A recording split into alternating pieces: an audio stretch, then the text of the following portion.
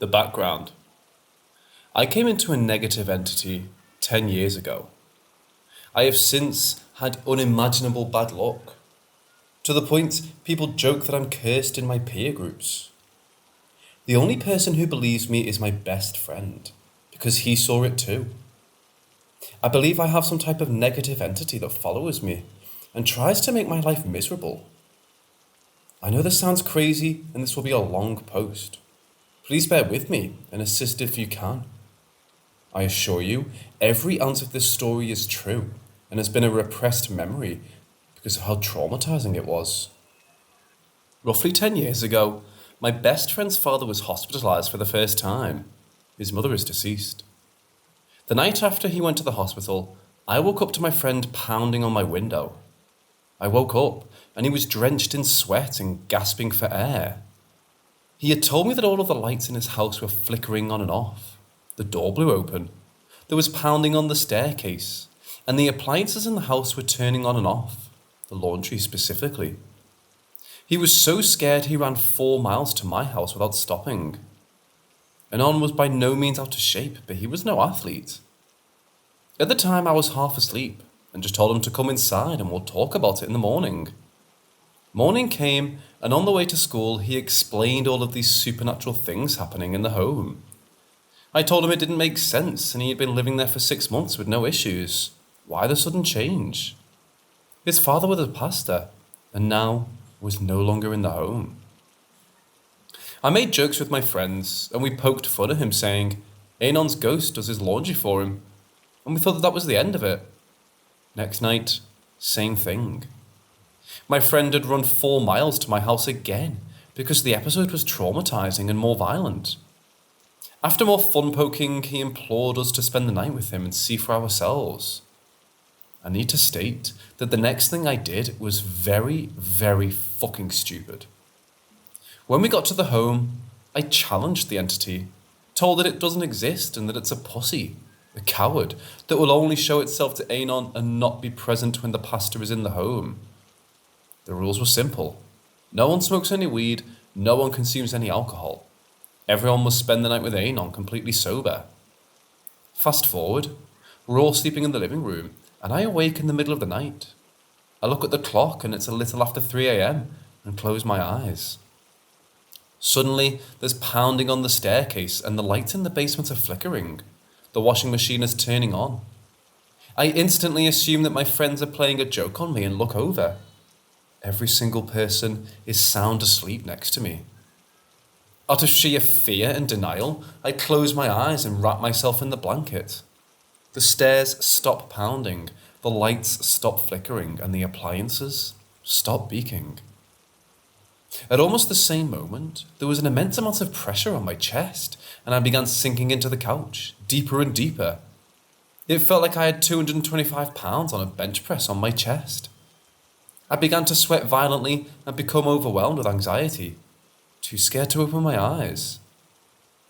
I began telling myself, on the count of 3, open your eyes and scream.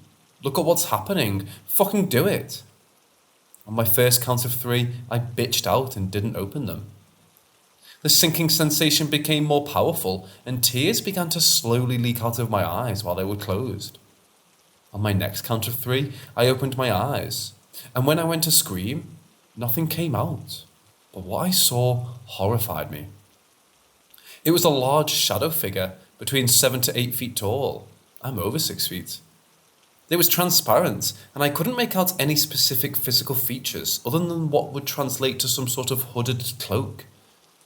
I immediately closed my eyes and began to weep silently to myself, and within a moment, the pressure on my chest alleviated and the couch I was being pushed into unsank.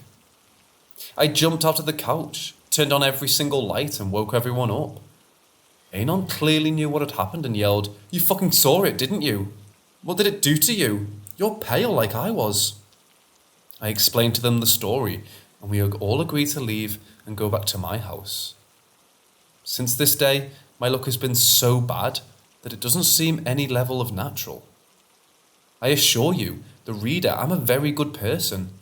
I have over 750 hours of community service documented and many other non-documented things that I do in my spare time, with individuals who need help. I'm positive to every single person I meet, and my old therapist had even stated that I'm overwhelmingly positive and bring wonderful energy into the room. I do not dwell on the negatives. I look past them and try to come out better.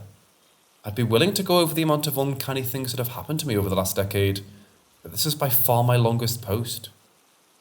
My conclusion. I believe that this entity cursed me or follows me around. And I still have random things happen that are paranormal in nature. But I just ignore them. TV turning on full blast middle of the night, light switches being flipped in other rooms, but there are very few and far between. Seems like it's just reminding me it's there, and then it can fuck with me whenever it wants.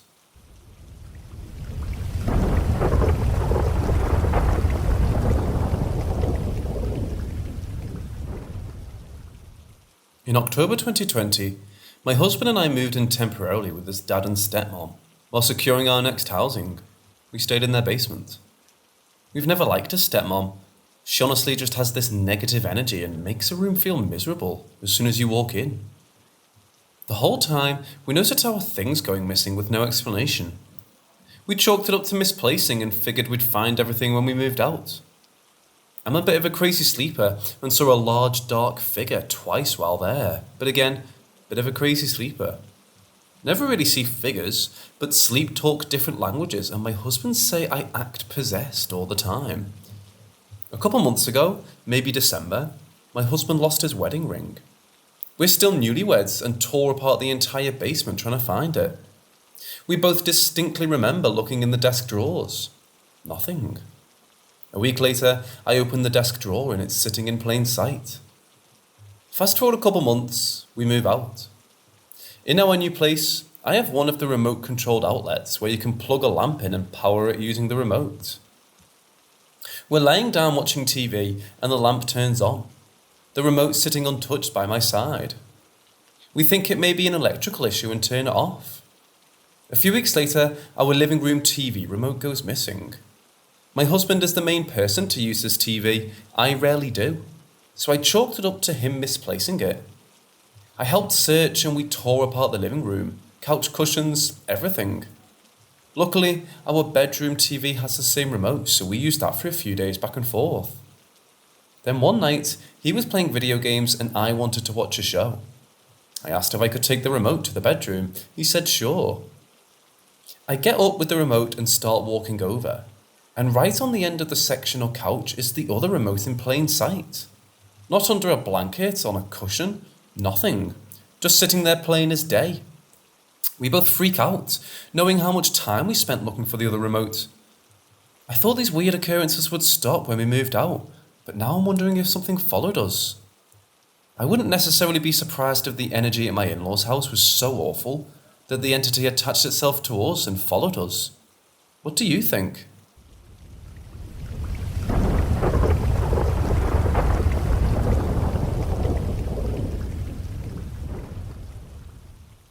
I've always believed my childhood home has had a presence since I was young, but this night has set that belief in stone. I live in a one-story house that was built in the 1990s. It has an open floor plan and my room is the last room down, the only enclosed hallway in this home. Also, it's the only room that faces the street, other than my father's office, but that was added on after the home was built. Despite being at the end, there are two entrances, the door from the hallway and a Jack and Jill bathroom that connects to my mother's office. This Jack and Jill has a cabinet that refuses to remain shut, and my bathroom lights never have lasted long enough, even though they're LEDs, usually lasting 3 weeks to a month. Also, I have a fan in the Jack and Jill. The fan faces the opposite way for context, towards my room, away from the cabinet. Hallway because the AC doesn't work into my room because of a design flaw in my home. I'm from Arizona. On Sunday night, I organised my backpack for my school day and made sure all my assignments were in for school. As I winded down and plugged my phone in and turned off the lights, I sat down on my bed. It was 1:45 at this point. I heard a slight shuffling. I own a cat, so I assumed it was him. Then I heard the cabinet door hit the wall that's behind it. I then remembered my dad sometimes gets up and watches YouTube at this time of night, and sometimes grabs toilet paper or batteries stored there, so I dismissed it.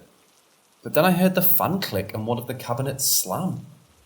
He's very gentle with doors in this house and gets very irritable if anything slams.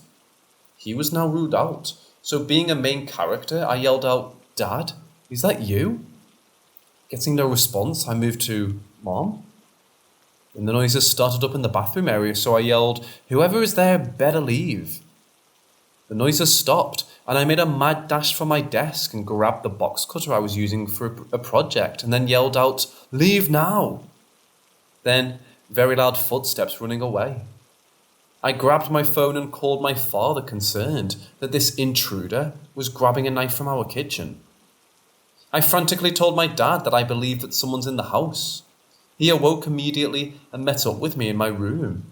Then, after making sure I was unharmed, searched the whole house and reviewed the footage from the camera in the kitchen that faces the hallway. My room is down. Nothing walked past. Nothing was in the hallway. And now my cat refuses to go into this hallway, even though my room is his favourite, and will cry and sprint out of it when carried back now. The next day, my mum found that 3 huge binders that had been in a box managed to fall out and down onto her office floor. I plan on doing a smoke cleanse, but for now, I sleep with all my lights on and with the box cutter on my nightstand.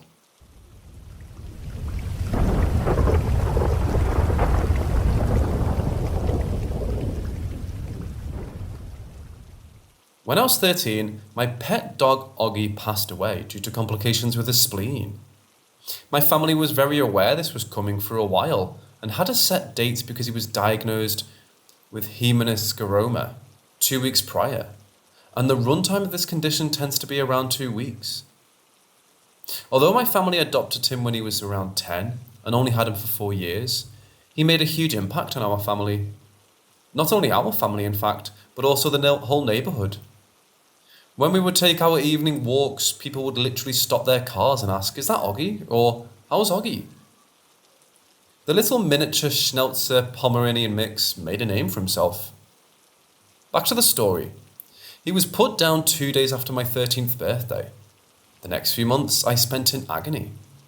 The elderly dog was a solid rock in my life, especially because my home life caused me not to be in the best state mentally. Every night he'd sleep under my bed and lick my hand until he knew I was safely asleep, before moving to my parents' room across the house. On this particular night, I was crying, grieving the loss of my beloved pet. When I dangled my hand over the other side of my bed in hopes that I would feel him there, nothing happened until a second before I fell asleep. I felt something nuzzle my hand as he once would. My experience doesn't end there, though. When I startled awake, it was morning. Thinking it was just a breeze, I got up and walked out to the kitchen with tears in my eyes. When I got there, Oggy jumped up onto me. I burst into tears when my dad simply asked, "Why are you crying? He would never leave without a goodbye." I hugged him. He wasn't sick like how I remembered. He looked like how he did when we adopted him, like how he would like to be remembered. I pulled him close and just promised I would never forget him and told him goodbye. That's when I jolted awake. It felt like that was real. I was clutching the plushie I put his collar on in my hands. It's been almost 5 years since that, and I still remember it so clearly. I truly believe he wanted me to see him healthy to say goodbye, as for the last time I saw him in real life, he was the shell of a dog I knew. From that day on, I've only been able to recall saying goodbye to him in that dream.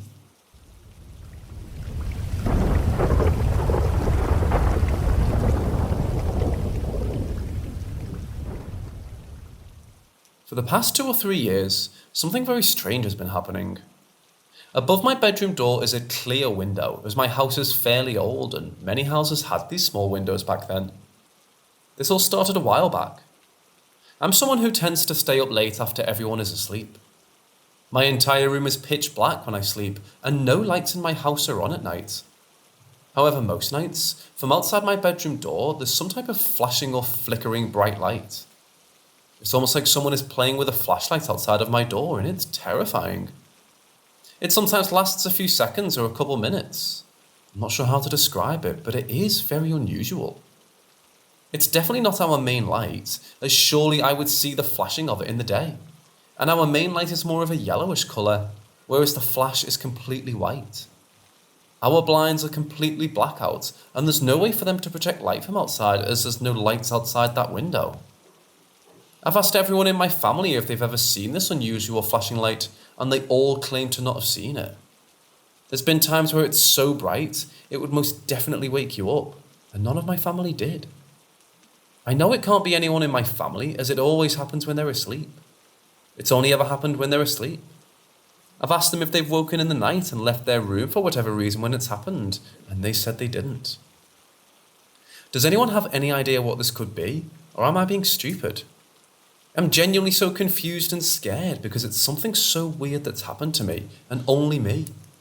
My family have no idea what I'm talking about.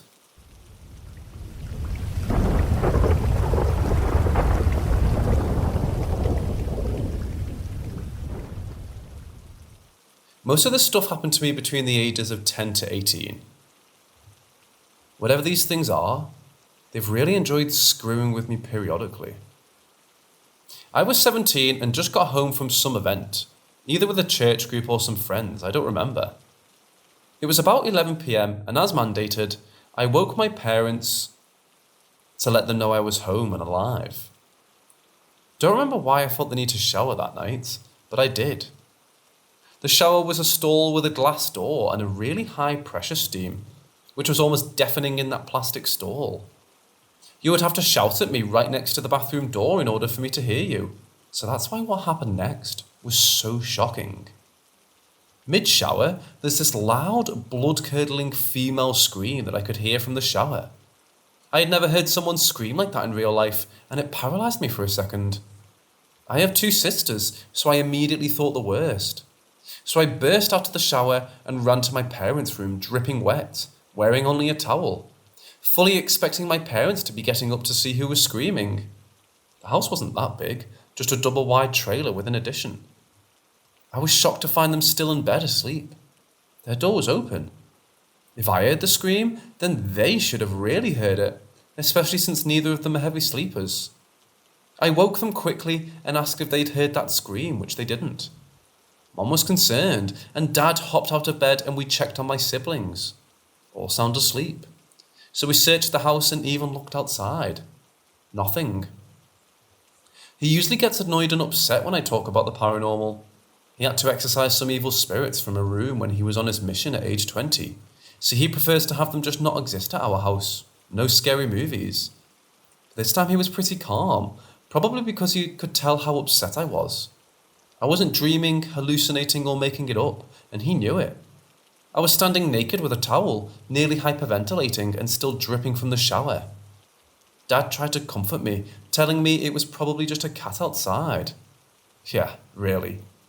He didn't believe it, but that's what he was selling, so I better buy it. He really had nothing else to do but go to bed, down in the basement where most of the activity occurred. But you bet your butt I didn't sleep much. Whatever it was that was screaming would bug me periodically. I was the only one in the basement, so naturally I was the only witness.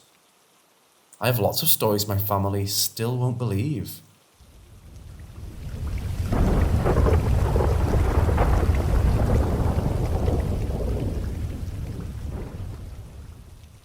In 4th grade, our teacher took us into the attic of the elementary school to tell us a scary story and frighten us for Halloween. She had a junior high student hide themselves behind some of the stored items, who would scare us at the end of my teacher's story. I don't know what the teacher was thinking, but apparently she had done this before to previous classes, expecting us to act no differently.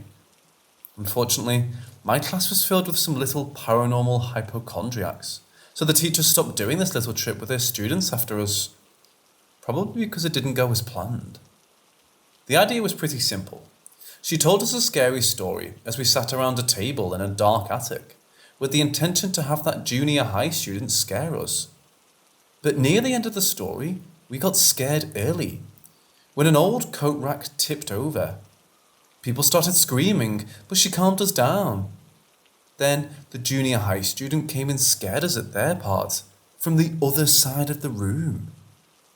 He actually scared the teacher, who thought he must have been by the coat rack.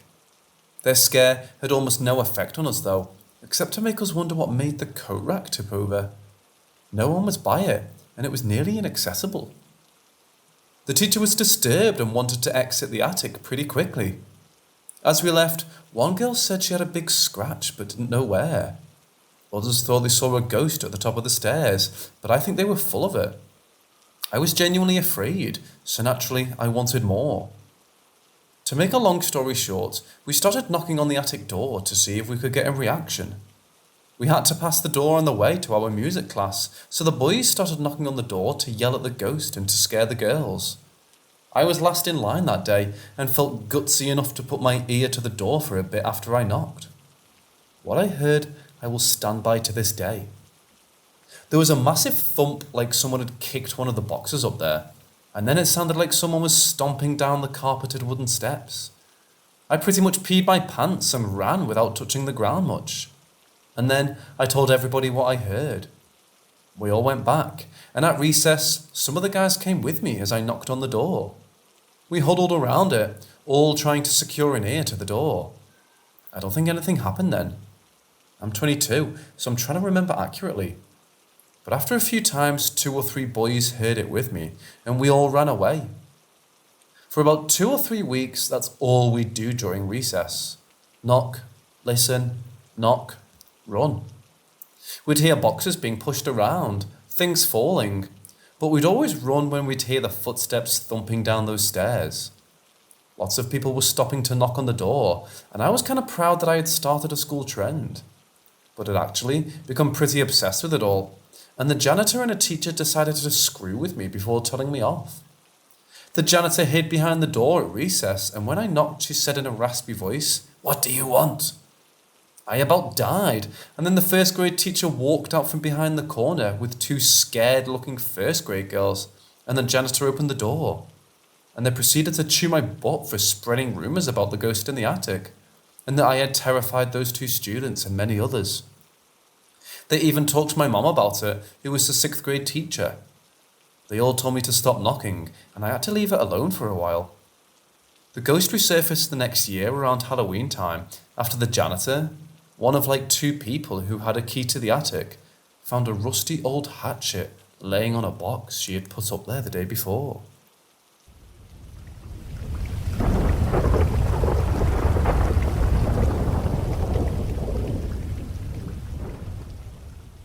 This happened to me when I was in college. Probably one of the creepiest and weird things to ever happen to me. I believe in ghosts. I've had countless experiences in my life that have made it almost impossible for me not to.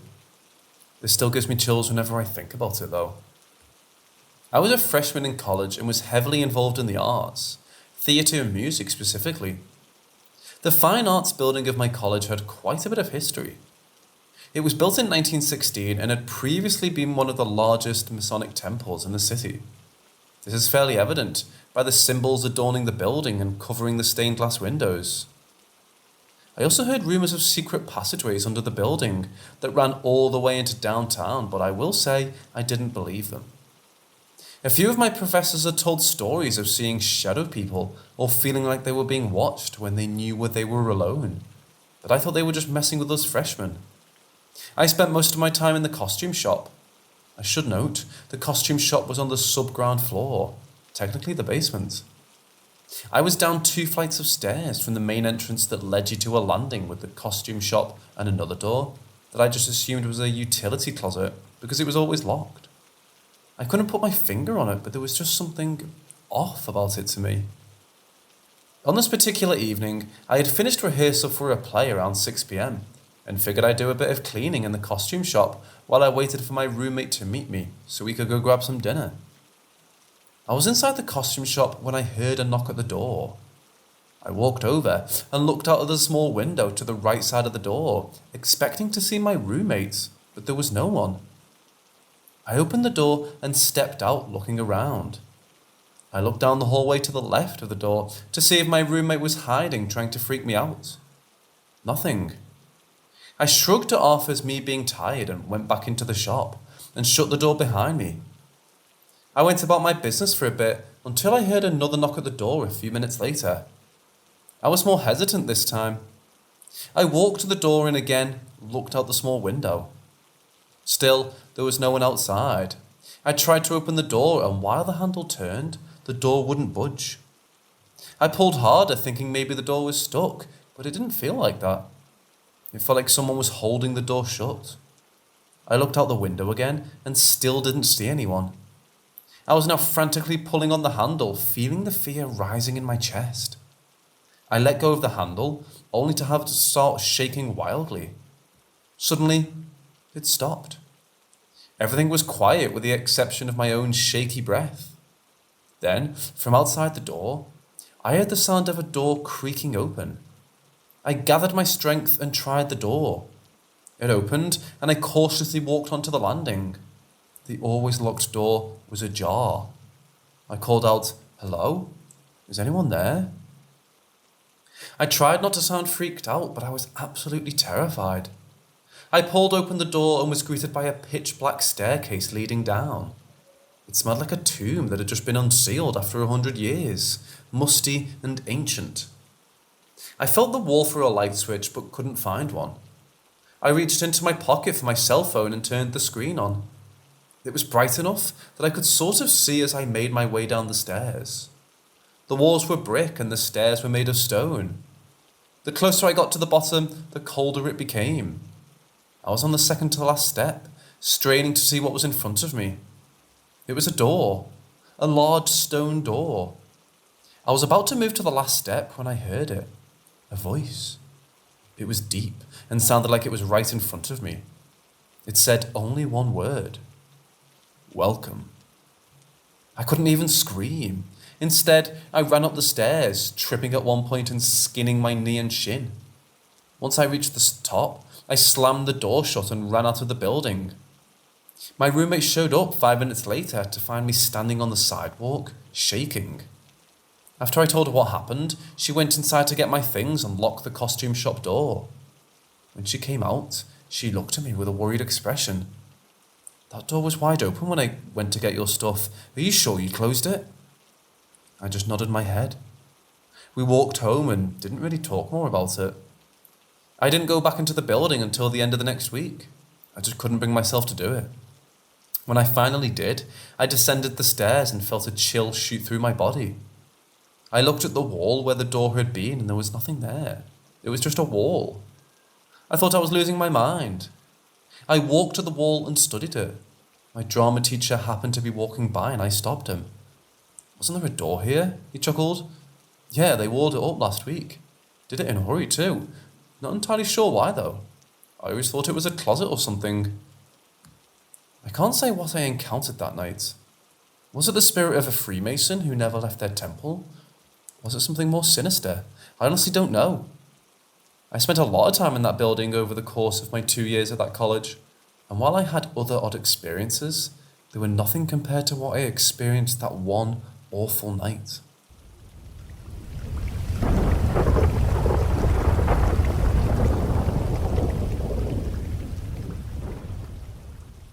I went on a little hiking trip with my dad to Shasta, California, a small town in Northern California near the Oregon border. Shasta is home to a potentially active volcano named, of course, Mount Shasta. There are many trails on Mount Shasta, so my father and I were excited to do some hiking. We drove up the side of the mountain to the parking lot in which one of the trails begins. I believe it was called the Old Ski Bowl Trail. The landscape was a very barren incline, filled with rocks, boulders, dirt, and very few trees. About an hour into the trail, we came across a very odd assembly of these large boulders. They were arranged in a circle. We thought it was strange, but we continued on. If you look up pictures of the trail, you'll see much smaller rocks arranged in patterns and circles. My father and I only encountered 3 people. At least, that's what they appeared to be at first. The first 2 were a father and son. We met them on a steep incline that went along the wall of a cliff that would then switch back as it reached the top of the cliff. We stopped and said hello, talked about the trail, and then went our separate ways. Here's where it gets weird. Dad and I kept walking up the incline for just about 2 minutes. I turned around and I saw the father and son so far down the trail. It should have taken them at least 20 minutes to get down to where they were, but somehow they would done it in only about 2 minutes. To this day, I have absolutely no idea how that could have happened. There was no one else on the trail at that point, and I could see the colour of their clothes from the distance, so I knew it was them. I pointed it out to my dad. We thought it was weird, but we didn't dwell on it, so we kept going. And here's where it gets so much weirder. As we reached the top of the cliff, there was another strange rock arrangement that was off to the side of the trail. This time, there were far more rocks than before, and they were now arranged in rows, almost like gravestones. We continued on the trail and reached another sort of incline with a switchback to reach the top of another cliff. We reached a point where we would need climbing gear to continue, so we decided to head back. When we turned around, I saw a man standing among the rocks, staring at us. He was wearing a button-up shirt, cargo shorts, and a wide-brimmed straw hat. He was at a distance where I should have been able to make out his facial features, but it was almost as if he had none, like his face was just flesh and skin. I pointed him out to my dad, and then the man quickly ducked down behind a boulder and was peering out at us over the top of the boulder. It seemed almost playful, like a child trying to hide. For a few moments, I was out of it and have no recollection of what was going on. According to my dad, I just started walking towards the man in the hat. My dad was calling to me, "Joshua, Josh, what are you doing? Where are you going?" And then I came to. I was standing right at the edge of a cliff. It was a huge drop, enough to kill me or seriously injure me. My dad grabbed me and pulled me back to the trail. He told me to stay put, and my dad went down to the boulders to search for the man. But he wasn't there. There was nowhere for him to go except up or down the trail. It didn't make any sense. He just disappeared. I have no idea what was going on that trail, and I have no explanation for it. I've told this many times to family and friends, and nobody has an explanation. I've done research and found similar stories about encounters with a man with no facial features, wearing a hat. I've also read that the Native American tribes from the area viewed Mount Shasta as a holy site. They believe it could act as a portal to other dimensions, and that it's guarded by spirits who would potentially harm anyone who tried to go up the volcano. If anyone has any similar experiences or any insight at all, I would love to hear. So please, share anything you have to offer.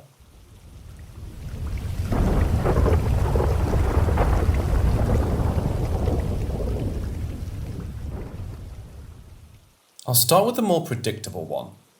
My great-grandmother died this year.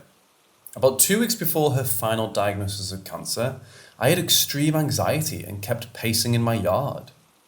Then it hit me. She was going to die soon. I messaged my dad and told him we had to see her because I knew something was going to happen. So we scheduled a day to go at the end of that week. Well, that day came, and she went to the hospital because she was in a lot of pain. The hospital let her go, and my dad just brushed it off and said that she'd be fine. We went to see her. She was still in pain, but getting a little better. Then another week went by. She went to the hospital, and this time they found a huge mass in her stomach. To cut to it, within a few days, they decided not to do the surgery, doped her up and stopped feeding her. She died shortly after. The second one happened about 2 years ago. I had a dream one night that I was what looked like a small church.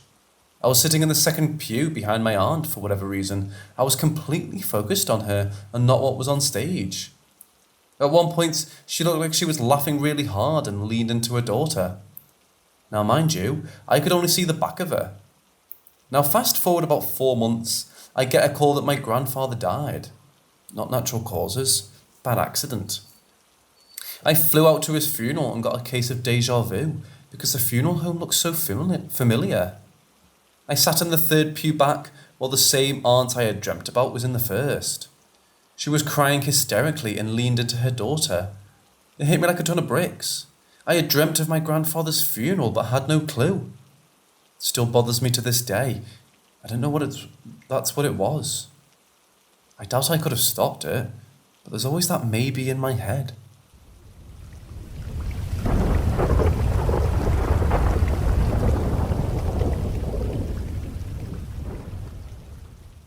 I was born and raised on an old farm in a town in the middle of nowhere.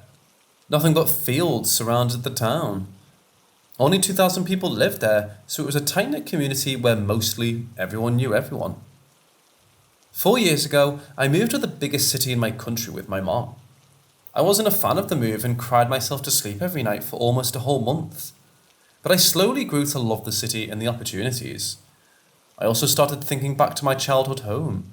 My dad still lives there, but because of a tense situation, I didn't visit for a couple of years. I was glad I didn't have to go back there because the reality of what was happening there, as I grew up, hit me. I started thinking back to the things residing in the shadows of that house.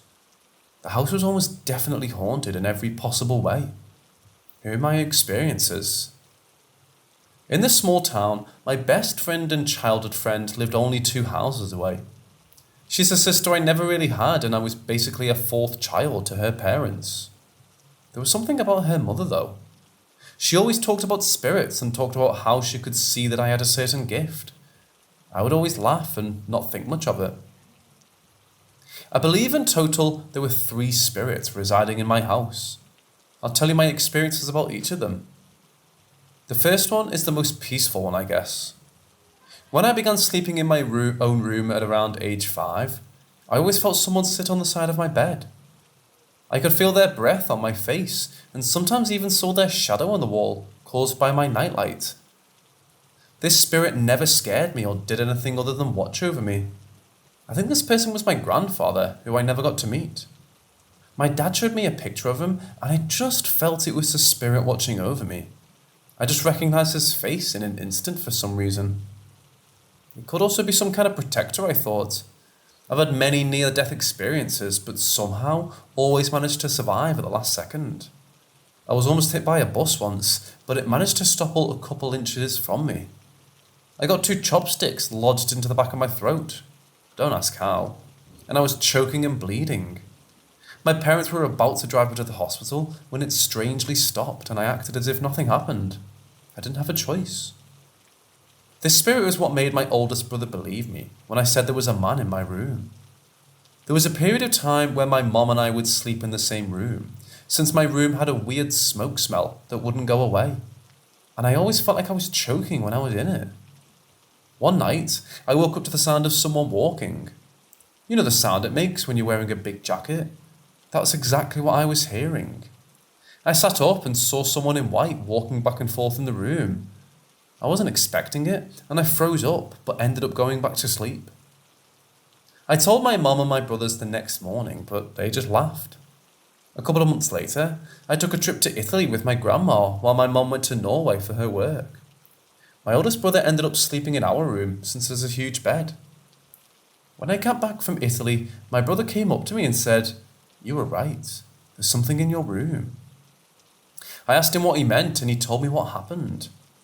He had woken up in the middle of the night to a man in white with his hand on my brother's knee, the one that was propped up.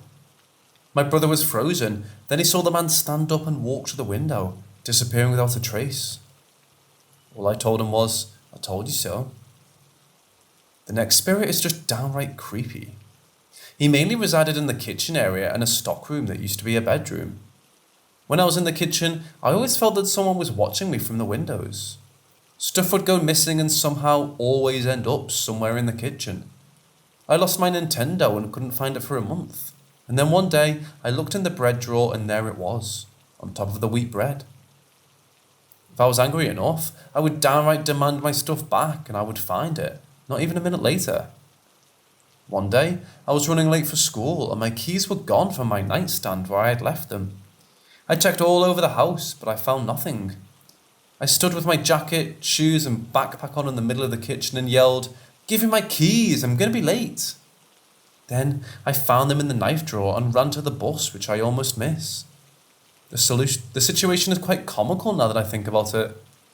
My parents thought I was crazy just going into the kitchen and demanding something that I couldn't find, and then proceeded to find it in some drawer not long after.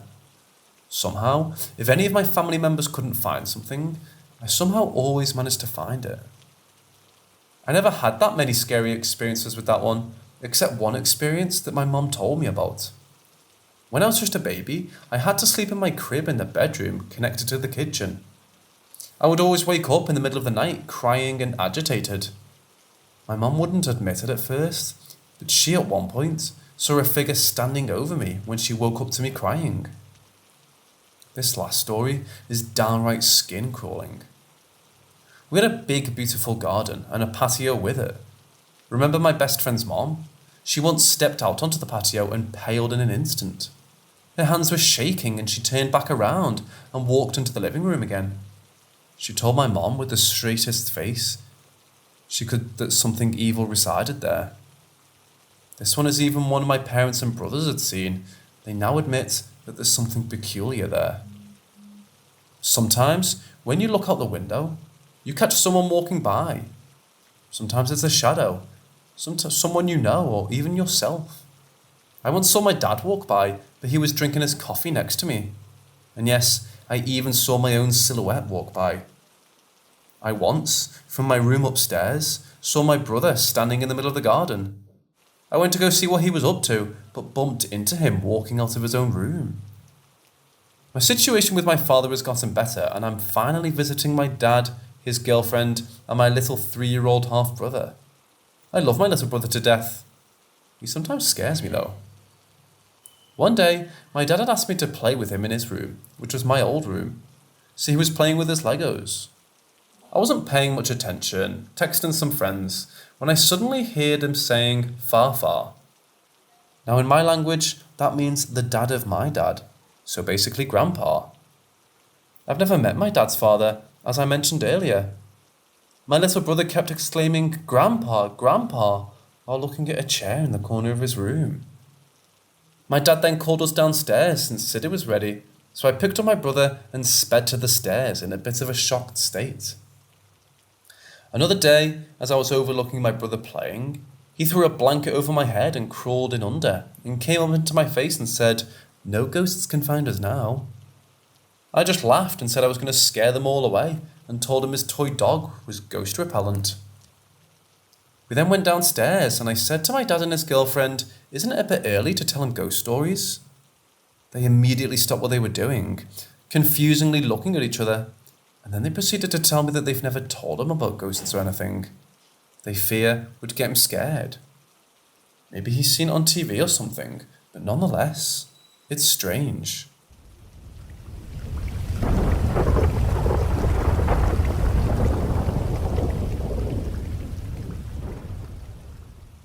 When I was 9, my parents bought a derelict farm/abandoned farm deep in the woods of Sweden. This isn't the first time my parents have done this. My parents had just sold the first farm after they made the farm livable. I was sad to part with it, but looked forward to a whole new world of adventure and discoveries. Nothing spooky ever really happened on the first farm. I was never scared of the old house or the woods around it. I could be alone for hours in the woods, just playing and making dens for the picnics with my imaginary adventure team. Something changed though, when we bought the second farm. The first couple times we came to paint and build on the house, nothing happened. I was just exploring the different buildings in the woods around us. This farm had 4 buildings. The main house, a garage, a stable, and something we never found out the 4th building was. It was badly damaged after it had burned down. I was really into horses and used all my time in the stable. We had owned the house for a year when something happened. I was in the stable playing with some hay when I suddenly felt like someone had their hand around my neck and squeezed. I couldn't breathe. I instantly ran out of the stable, and as soon as I saw my mom, I could breathe again. But I was coughing and wheezing and couldn't stop. I tried to explain what was happening, but my throat hurt so much that I kept coughing. My mom rushed me inside the house and got me some water. I was still coughing and gasping after 15 minutes, so my mom decided to drive me to the hospital while my dad stayed with my brothers. I eventually stopped coughing, of course, and nobody could really understand what happened. Just an FYI before the next part. Up until I was 14, I never had any allergies and had my first asthma attack when I was 13. The episode was written off as an asthma attack. Looking back and now knowing what an actual asthma attack felt like, I called bullshit. After that whole thing, I stopped playing in the stable and opted for playing in the woods with my brothers. The next time something happened was when I was 11. I had woken up in the middle of the night to hear someone walking. I stood up from my bed and walked past my parents who were sleeping in the same room. I went to the kitchen and saw a black figure standing in the middle of the kitchen. Had I not noticed, I walked by my dad, I would have thought it was him. I was frozen, but something came over me and I turned around and walked straight to bed. I couldn't sleep though. I felt prickly eyes staring at me the whole night. I told my parents the next day that I saw a man in the kitchen, but they told me I was probably dreaming. I probably was dreaming, but after seeing that figure, I always felt like I wasn't welcome and felt eyes on me at all times. One occurrence, though, left me terrified at the house, and I begged my parents to leave me with my grandparents whenever they went to the farm. One day, I was on my computer chatting with some online friends and playing a game. My parents wanted to go grocery shopping and asked if I wanted to come too. I declined, being really into my game, and they asked me if I was sure. I nodded, and they left with my brothers. I immediately regretted not going as soon as the door slammed shut. A feeling of terror overcame me. I was scanning the whole room I was in, scared to find something I shouldn't have. The car had already pulled onto the dirt road and out of sight by now. The sound of the car drifted away and I was left in terror and silence. The silence somehow grew louder and louder until it was deafening and I felt a pop in my ears. I was shaking and my teeth were chattering. Then I heard a tap, then another, and another. The taps were in a predictable rhythm. I knew it would be at least 2 hours until my family came home, since the grocery store was miles away. I had to endure it, but something sent me running out of the house. In the doorway to the kitchen, I saw a figure stalking towards me. This time, I knew it wasn't a dream. My lungs felt like they were being crushed and I began getting a headache. I stared at the figure for a good 5 seconds. Then, in pure shock, I sprinted out of the back door and towards the dirt road. I was thankful I was still wearing my flip-flops after eating breakfast outside. I ran up the dirt road aiming to get help from the neighbours who live a 20-minute walk away. I didn't expect to see our car come down the road. I walked to the side of the road and my parents hopped out and asked what happened. I burst out crying, so they put me in the car and I refused to go inside the house again. My parents thought I had made it all up and told me I was paranoid. I stand by what I saw. Years later, I still hate that farm. I visited once since, but never again. Whatever was on that farm hated me. Me specifically. I just have one thing that's bothering me a lot. How long was I frozen in place? Like I said, it takes hours for us to go grocery shopping. It felt like what happened was in a span of 5 or 10 minutes.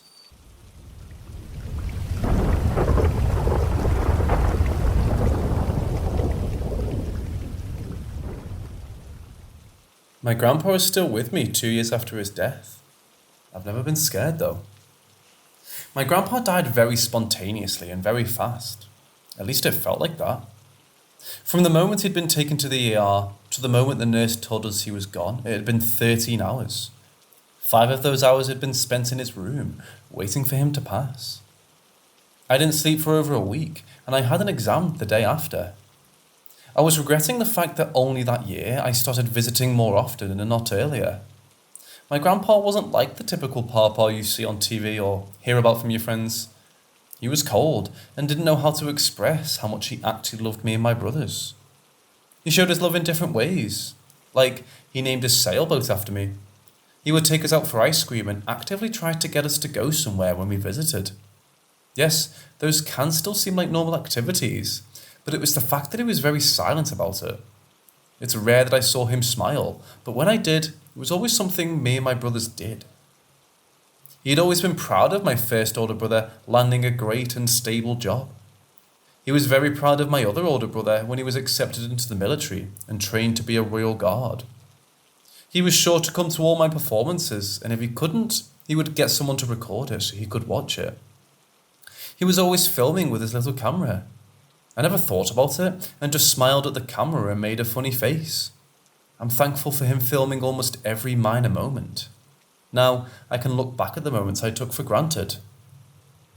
But he's still been with me ever since his passing. I feel him around as a calming presence when I start feeling down. I had to go to the exam I had the day after. While sitting in the quiet hall, I suddenly started crying silently after looking at a math problem I couldn't solve. I had never been the best at math, but the whole burden of my grandpa passing, it was just too much. I didn't know how to think and had trouble doing simple things like add and subtract. Suddenly, I heard something. A voice I recognized. It's okay, I'm not good at math either. Suddenly, everything felt okay. I was fine and I stopped crying. I had heard my grandpa. At the end of the exam season, I had gotten a really good grade, and my teachers were very proud of me. I never told anyone that I heard him. My grandma had been living with us for some time because she was scared of going home to an empty house. She then told me she had heard my grandpa tell him something. He had said, "Take the kids to Rhodes." She had started crying. Rhodes is an island in Greece my family used to go to frequently before we got into some financial trouble. My grandpa and grandpa still went on once a year though. I then told her that grandpa had spoken to me too. She then smiled softly and we left it at that. My grandma started going to group psychic readings. One time the psychic said, "There's an elderly man that passed away recently. He says his name is," my grandpa's name. "He has 3 very beloved grandkids. One of them's a dancer." My grandma then knew it was my grandpa. The dancer was me she was talking about. The lady told my grandma that my grandpa wanted to say that he was very proud of us. It's the first time it's ever been said directly, and I cried when my grandma told me. Then a huge thing happened. My aunt was cleaning out her basement when she suddenly got a call on FaceTime. She saw it was my grandpa's ID. She found it weird, but answered anyway. There was my grandpa in his favourite armchair in front of the TV at home. He was smiling, and my aunt got so shocked, she accidentally hung up. She sent a picture of the call history and everything. His number should have been erased from the system. And when we try to call it, it says the number doesn't exist. My brother had gotten his phone, but when he got a new one, I got that phone. When I started using it, I instantly started glitching weirdly. When I try to show people, it stops. There's probably an explanation for that, but it's still weird to me. Nothing has ever been so severe since, except once a year ago. I suddenly awoke at 4 a.m. and just caught the fact that a basket of my grandpa's belongings I keep in my room completely flipped and spilled all of its contents. I had gotten kind of scared, but not a lot. I was just staring at the basket for a couple of minutes, then went to pick up the stuff and went to bed again. This is the end of this story though. It might not be much, but all of the paranormal experiences I've had and read about, I think this one is much more happy and light-hearted. Actually, I've been holding back tears the whole time I've been writing this. But my grandpa is right behind me with a hand on my shoulder as comfort. I can feel it. Also, I'm determined to not let this fresh face of makeup get ruined. But I must go now. Me and my brothers are meeting up with my dad and my younger brother soon.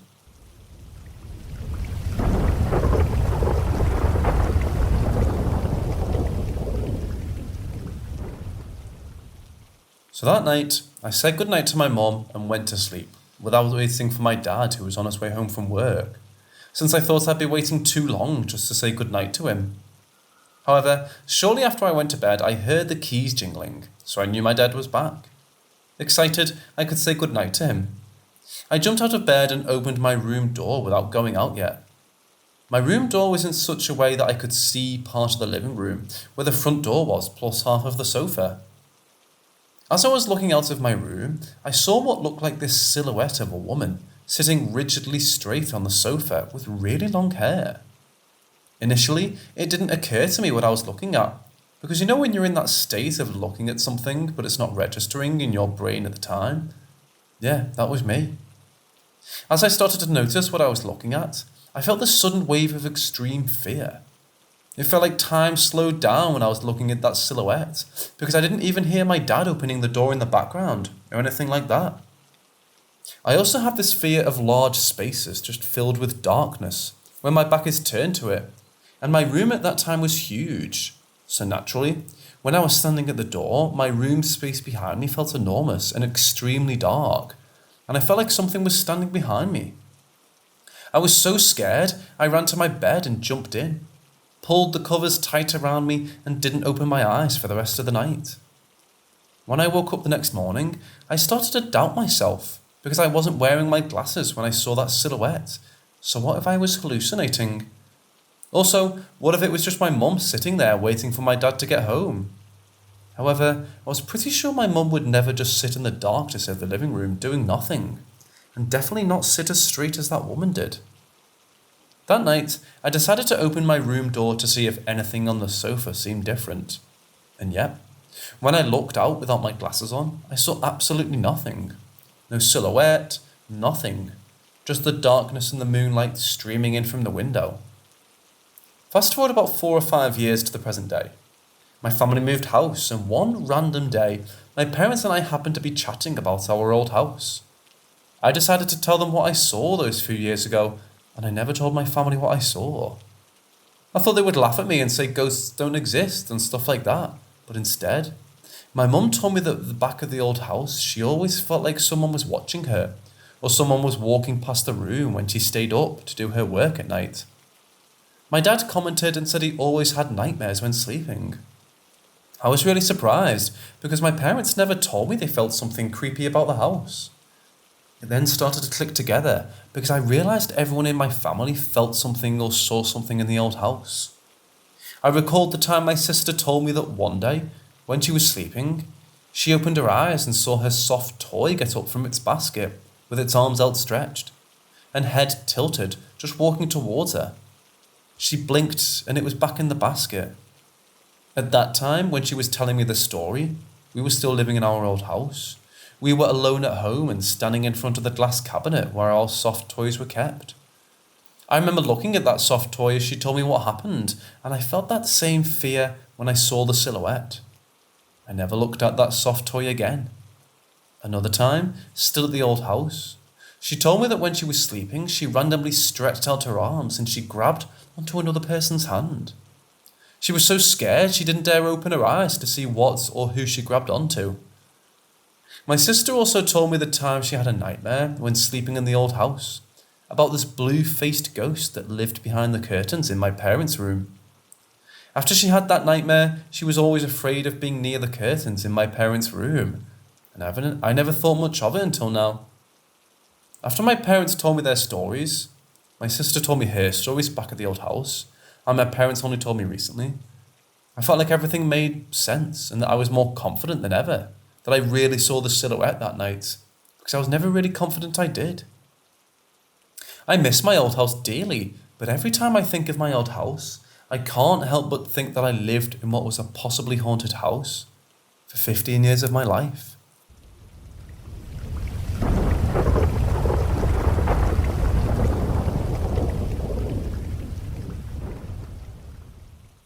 I'm a paediatric nurse and I take care of medically fragile children in their home. These are kids that are on a ventilation machine 24/7 and need constant nursing care. I usually work nights. I had this patient that was 18 months old. He would sleep in his bedroom, in his crib, and I would sit in a rocking chair next to him in the dark. Sometimes I would see orbs floating above him and they would disappear through the walls. I always figured it was my eyes playing tricks on me. It was dark after all. After he would fall asleep, I would watch movies on my phone, but would sit just outside his room as to not wake him with my phone light and still keep an eye on him. The outside of his room felt completely different. I would always feel like something was watching me, and it was angry. It was so strange. I could feel something angry at me. I ignored it. I would feel chills up and down my arms and down my back. I thought, I'm just cold. I need a sweater. It was all on my head. I have long hair and wear it in a braid down my back. One time, I distinctly felt my braid get swatted across my back. I thought, no, I wanted to tilt my head in a certain way. I just kept ignoring it. On the last day with that patient, we were moving to a different city, I said goodbye to him and his parents and headed down the stairs. His room was upstairs. I heard, "Ignore this," and was shoved down the stairs. It was the last 3 stairs, so I didn't really hurt myself. I looked around. I'm sure looking well-eyed and terrified. There was no one there. I still don't know what that was, or why it only hung outside the baby's room. Recounting the story makes me shake and scared all over again.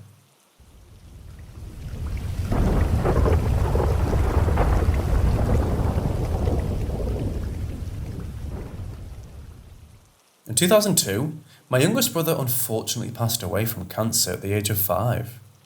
When he was alive, he would always request pennies from people, family, friends, doctors, etc.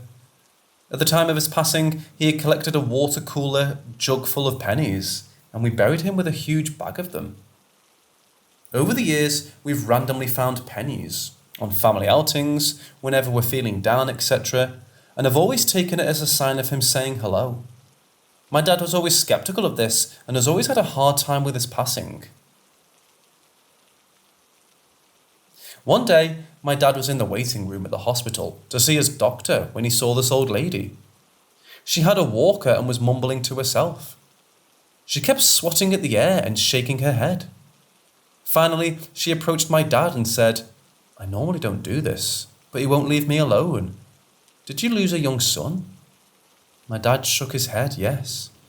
He wants to know if you're getting the pennies. Does that mean anything to you? He wants you to know he's okay and that they're from him. My friend said thank you, and she walked away. A few moments later, after my dad fully realised what happened, he got up to find her to ask her more questions. But he couldn't find her, and he's yet to see her again. No one other than our family knew about the pennies, certainly not some random lady at the hospital. Now, when we find pennies, my dad knows my brother is okay and will happily pick them up and put them in his pocket.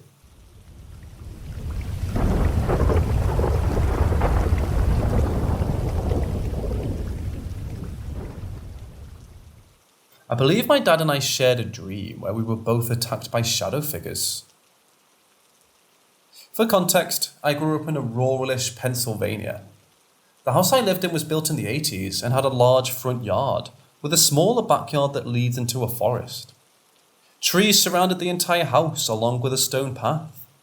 In the summertime, it always felt like we lived in a jungle. So aside from the creepy bugs and loud birds, it was a quiet neighborhood. One night, I had a very realistic dream.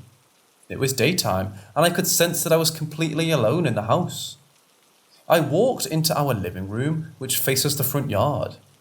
I heard my dad yelling in the distance.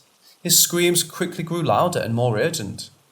I then have an out-of-body experience where I leave my body and float about the house, maybe 20 feet or so up in the air. Looking down, I see my dad running for his life, trying to get into the house. He's being chased by a dark, shadowy figure. He runs many laps around the house, but he can't get inside, and I'm unable to help. Moments later, I fall back into my body, and in the corner of the room, I begin to see dark shadows emerge. I feel like a huge weight and I'm pulled beneath the surface, and I wake up. When I woke up, I heard my dad actually screaming down the hall in my parents' bedroom. I instantly recognized his blood-curdling yell as a night terror, something my parents would experience occasionally. The following day, I asked my dad about the screaming. It was obvious he was very disturbed and he didn't respond right away. My mom chimed in to say he had a horrible night terror. Being an annoying child, I bugged him about it until he spoke. He explained he had a very realistic dream where dark shadows were chasing him around outside the house, and he couldn't get inside the house. I dreamt his night terror. I was immediately horrified and tried explaining that I witnessed all of this in my dream. But my dad shook it off, and my mother didn't want to hear about it. Never brought it up again.